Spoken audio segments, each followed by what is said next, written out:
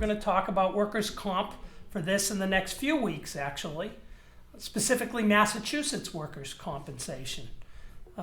This week, we'll talk about the three corporate or company entities, how they are treated by workers' comp, and how the ownership interests differ among them.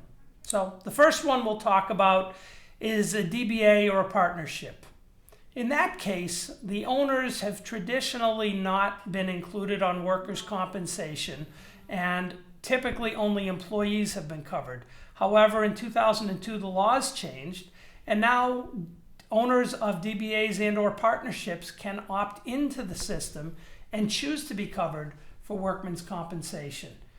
In order to do so, the insurance company has to impute a payroll to you as an owner, and because owners' payroll fluctuates so much with varying compensation structures, and there are ways to obviously mask payroll, the insurance companies, in order to simplify it, pick a number, and that is the payroll that's assigned to all individuals. The second type of company structure is a corporation.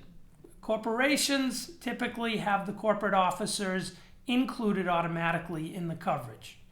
However, recently you were allowed to opt out of coverage as a corporate officer, provided that number one, you owned more than 25% of the company, and number two, you filed a Form 153 with the Division of Industrial Accidents, basically signed by all corporate officers and acknowledging which corporate officers do want to be covered and which corporate officers do not want to be covered.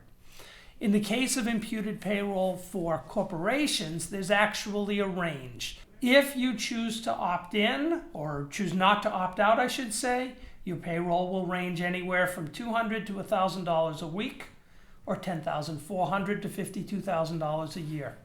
In order to opt out of the system, you need to be a minimum of a 25% owner of the company, 25% share, and all corporate officers need to sign the Form 153, acknowledging those who opt out and those who choose coverage, and filing that form with the Department of Industrial Accidents. Obviously, if you fall in between, then they'll use your actual payroll. But the structure is fairly straightforward. The third type of business to be covered is an LLP, limited liability partnership, or an LLC, a limited liability corporation. These entities are treated, in the case of workers' comp, as more similar to partnerships than they are to corporations. You can opt into coverage as an LLP or an LLC, and your imputed payroll is the same number as of October 1st, 2011, $41,300.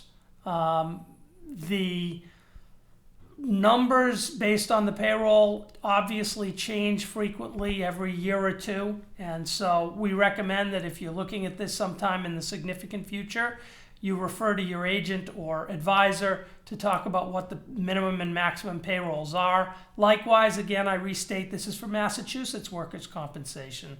Other states will vary. The rules and regulations do vary by state, and we recommend that you investigate them locally as well. Thanks very much for your time. I look forward to seeing you next week and discussing more about workers' compensation.